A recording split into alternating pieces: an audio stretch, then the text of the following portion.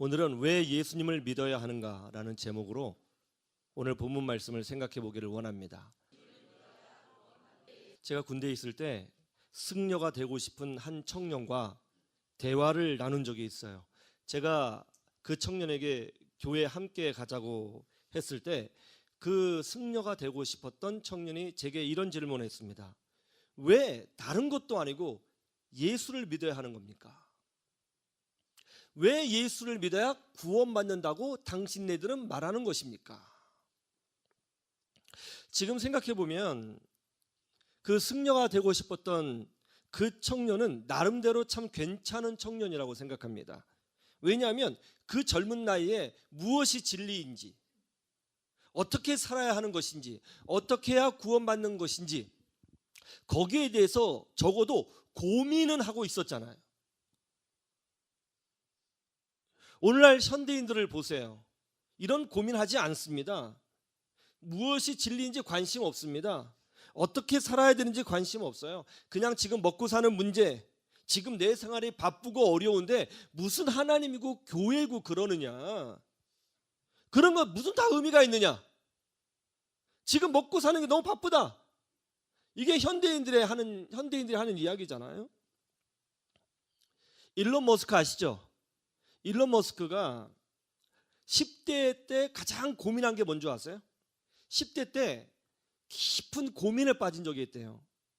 일론 머스크가 10대 때 고민했던 문제가 뭐냐면 인생의 의미가 무엇일까였대요.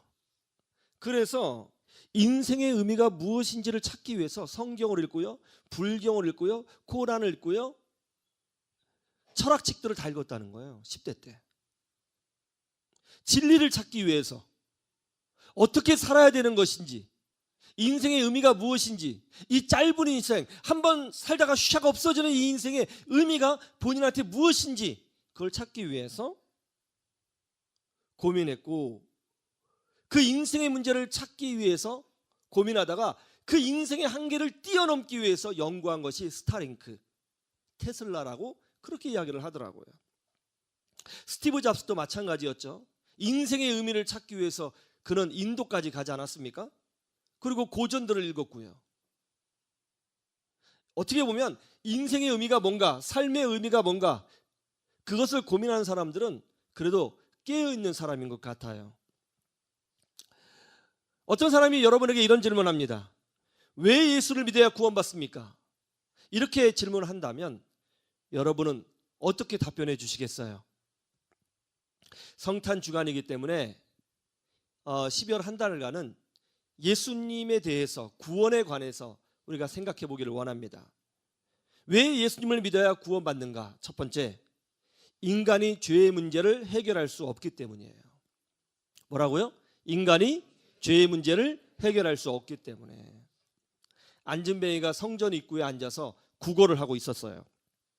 그때 베드로와 요한이 성전에 올라가면서 그 안진뱅이를 발견합니다. 그리고 베드로와 요한이 그 안진뱅이에게 다가갔습니다. 그러자 구걸하던 그 안진뱅이는 베드로와 요한이 돈을 주는 줄 알고 기뻐서 기다리다가 그들이 가까이 오자 손을 내밀어서 돈을 달라고 했어요. 그러자 베드로 사도가 이렇게 선포하죠. 은과 금은 내게 없거니와 내게 있는 것으로 너에게 주노니 곧 나사렛 예수 그리스도의 이름으로 일어나 걸으라 하고는 그 안진뱅이의 손을 잡고 일으켰습니다. 그러자 그 사람의 다리가 쭉 펴지더니 발목에 힘이 생겼어요. 허벅지에 근육이 생겼어요. 종아리에 근육이 생겼어요. 그리고 그 사람이 걷기 시작했습니다. 몇 분 지나자 깡총깡총 뛰기 시작했어요. 그 치유받은 사람은 기뻐서 하나님을 찬미합니다. 성전 입구에 수많은 사람들이 있었거든요. 그 수많은 사람들이 이 놀라운 광경을 목격했어요. 이 안진뱅이는 그 동네 사람이에요. 그 동네 사람들은 이 안진뱅이가 태어날 때부터 가진 장애라는 것을 알고 있었습니다. 평생 장애인이었어요. 그랬던 그 사람이 일어나서 걷고 뛴다? 너무 충격적인 광경이었죠. 그래서 사람들이 베드로와 요한에게 와 몰려들기 시작합니다. 그들은 베드로와 요한을 보면서 혹시 또 다른 선지자인가? 혹시 또 다른 메시아인가? 하는 마음으로 몰려들었어요.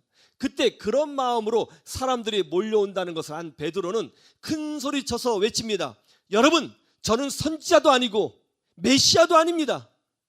이 사람이 걷게 된 것은 나사렛 예수 그리스도의 이름으로 치유받아 걷게 된 것입니다. 그러면서 예수님에 대해 설명합니다. 그분은 하나님께서 약속해 주신 유일한 구원자 메시아였습니다. 그러나 여러분들이 예수님을 알아보지 못하고 예수님을 죄인 취급하여 십자가에 못 박게 만들어버린 것입니다. 그러나 예수님은 죽지 않았습니다. 죽은 지 3일 만에 부활하셨고 하늘에 승천하셨습니다. 예수님께서 하늘에 승천하셨다고 해서 그것이 끝난 것이 아닙니다. 하늘과 땅은 연결되어 있습니다. 예수님은 하늘에서 지금도 생생하게 통치권을 발휘하고 계십니다. 그래서 이 사람이 예수의 이름으로 치유받고 걷게 된 것입니다. 그러니 여러분도 예수 그리스도를 믿으시오, 이렇게 선포를 했어요. 그 놀라운 기적의 현장도 목격하고 베드로의 이 탁월한 설교를 들은 사람들이 그 자리에서 예수님을 나의 구주로 영접하기 시작했어요. 더 놀라운 것은 그 자리에 제사장들도 있었고 바리새인들도 있었고 사두개인들도 있었고 평범한 유대인들도 있었습니다. 그 사람들이 예수님을 영접했어요. 그러자 유대 지도자들 사이에서는 큰일이 난 거예요. 왜요?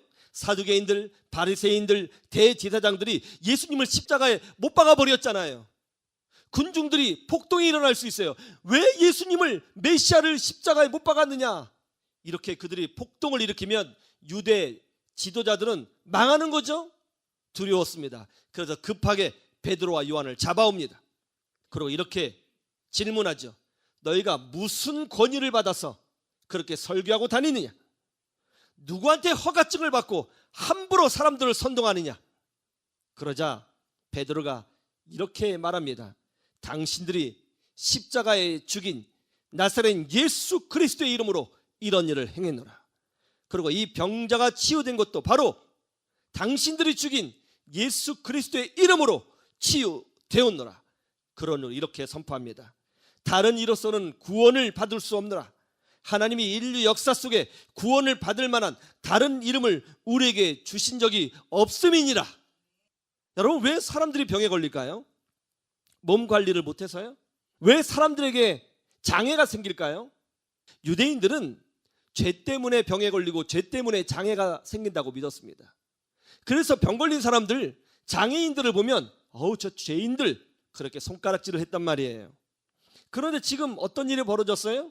죄인이어서 성전에 들어가지 못하는 안진뱅이, 하나님에게 저주받았다고 여겨졌던 그 안진뱅이가, 죄인이었던 그 사람이 치유를 받았습니다. 죄가 끊어졌다는 거예요. 죄인이기 때문에 성전 밖에서 구걸을 하고 있었던 거거든요. 그런데 그 사람이 예수의 이름으로 완전히 치유받았어요. 이것이 무슨 의미예요? 단지 안진뱅이라고 하는 장애가 치유받았다는 것을 의미하지 않아요. 이것이 무슨 의미죠? 그 사람이 죄인이라면, 예수의 이름으로 치유됐다면 예수의 이름으로 그의 모든 죄가 해결됐다는 것을 보여주는 것입니다. 그래서 이 안진뱅이가 치유를 받자 어떤 행동을 하는 줄 아세요? 당당하게 성전에 뛰어 들어가는 모습을 성경이 의도적으로 기록하고 있는 거예요. 사도행전 보세요. 3장 8절. 뛰어 서서 걸으며 그들과 함께 성전으로 들어가면서 걷기도 하고 뛰기도 하며 하나님을 찬송하니. 아니, 왜 성전에 가요? 내가 지금 장애가 치유받았으면 빨리 집에 가서 엄마, 나 치유받았어, 아빠, 나 치유받았어, 그래야 되잖아요. 근데 성경은 그렇게 설명하지 않아요. 이 사람이 치유받았다 받자마자 어디로 갔다 그래요? 성전에 갔어요. 왜 성전에 갔어요? 그전엔 성전에 못 들어갔거든요. 왜 못 들어갔어요? 죄인이니까요. 치유받았어요. 이제 죄가 없어졌어요. 그래서 성전에 들어가는 거예요. 이건 놀라운 복음입니다. 인간은 죄가 있으면 절대로 천국에 들어가지 못합니다. 하늘나라 성전에서 하나님을 찬양하지 못합니다. 이 죄의 문제를 해결하지 못하면 저주받고 지옥에 떨어집니다. 영원한 불지옥의 고통을 당하게 됩니다. 하나님은 공의로우신 분이십니다. 거룩하신 분이세요. 죄와 함께 거주하지 못하십니다. 그래서 하나님이 제일 싫어하시는 게 뭐냐? 바로 죄예요. 그런데 성경은 이 땅에 태어난 모든 사람들이 다 죄인이라고 설명하고 있어요. 로마서 3장 23절에 보면 모든 사람이 죄를 범하였음에 하나님의 영광에 이르지 못하더니라고 되어 있어요. 모든 인간, 모든 인류가 다 죄를 범했다는 거예요. 목사님, 저는 특별히 죄를 진 적이 없는데요. 그럴까요? 예수님은 하나님의 기준에 대해서 이렇게 설명하셨어요. 너희들이 마음속으로 가늠만 해도 10계명 중에 7개를 어긴 것이다. 지옥에 들어가게 된다. 너희들이 누군가를 미워했다 치자. 칼로 그 사람의 배를 찌르진 않았어도 미워하기는 했다. 하늘나라의 기준은 마음까지 통찰하는 것이다. 너는 살인죄를 저지른 것이다. 지옥 간다. 하나님 나라의 법은 허술하지 않다. 행실뿐만이 아니라 그 영혼까지라도 검색한다. 너무 놀라운 말씀 아니에요? 죄가 있으면 행실뿐만이 아니라 액션뿐만이 아니라 이 머릿속에 있는 생각까지라도 완전히 거룩하지 않으면 천국까지 못한다는 거예요. 여러분, 이 죄를 어떻게 해결할 수 있겠어요? 어떤 사람은 착한 일을 많이 하면 되지 않겠느냐 그렇게 말을 하는 사람이 있어요. 그래요? 그러면 착한 일을 얼마큼 많이 해야 되는 거예요? 그 범위를 좀 알려주세요. 얼마큼 해야 되는 거죠? 내가 지은 죄를 착한 일로 해결할 수 있다? 영화 밀양에 보면 전도연 씨가 주연으로 나와요. 전도연 씨가 이제 밀양으로 어린 아들과 함께 내려가 삽니다. 부자인 척하며 살았어요. 그러다가 아들이 다니는 학원 원장이 전도연 씨의 아들을 유괴해서 돈을 요구했고 결국 아이를 죽였습니다. 하나밖에 없는 아들이었어요.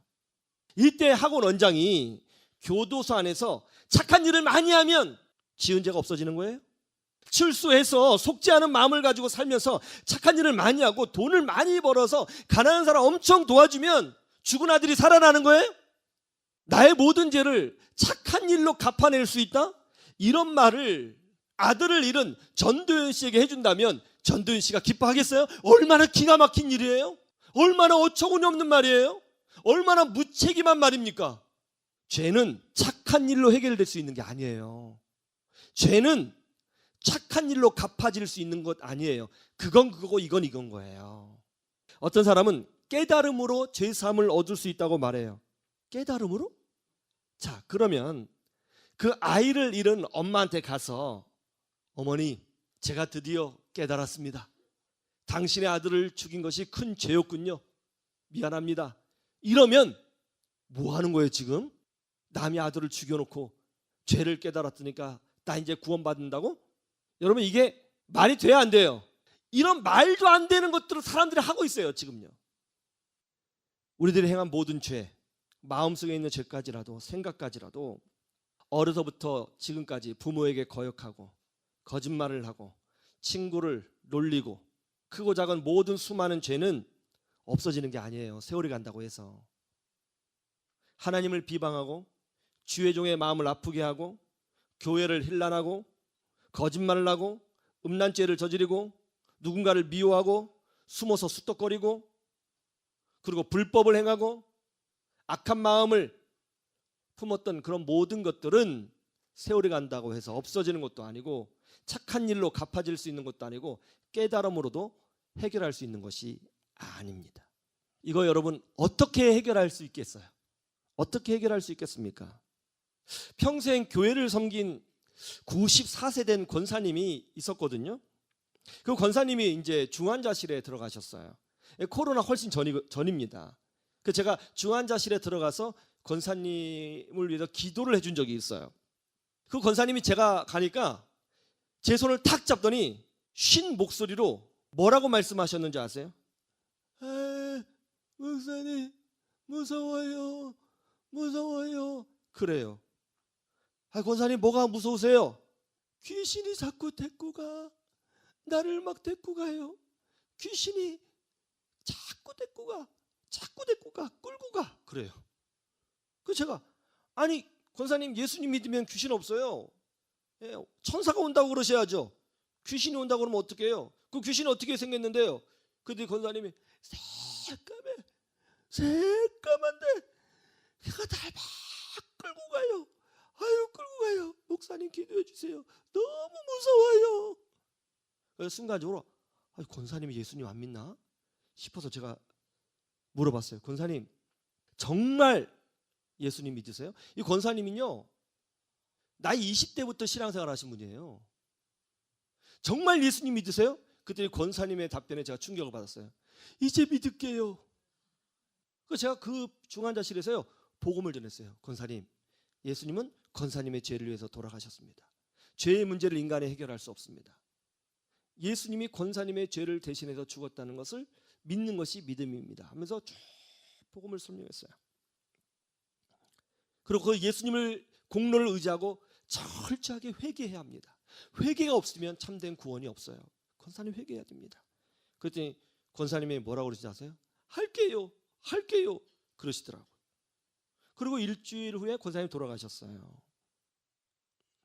인간은 자기 스스로의 능력으로 자기의 선행으로 어떤 깨달음으로 절대로 죄의 문제를 씻어낼 수가 없습니다.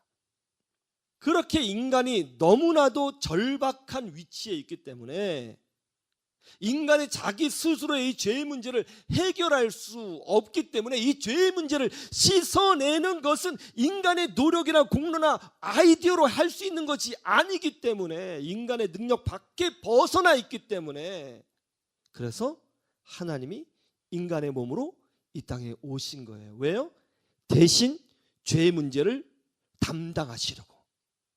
그렇게 인간의 몸으로 오신 예수님, 그날을 기억하고 찬양하는 것이 성탄절이에요. 죄는 절대로 구원받지 못합니다. 죄의 문제 어떻게 해결해요? 예수님이 나의 죄를 대신해서 죽으셨다는 것을 믿고 예수님을 간절한 마음으로 붙잡고 의지하고 그리고 여러분의 죄를 철저히 회개하는 거예요. 그러면 하나님이 용서해 주시는 것입니다. 예수님이 유일한 방법이에요. 죄의 문제를 해결하는 것은 예수님이 유일한 방법이에요. 믿으시기를 주님의 이름으로 축원합니다.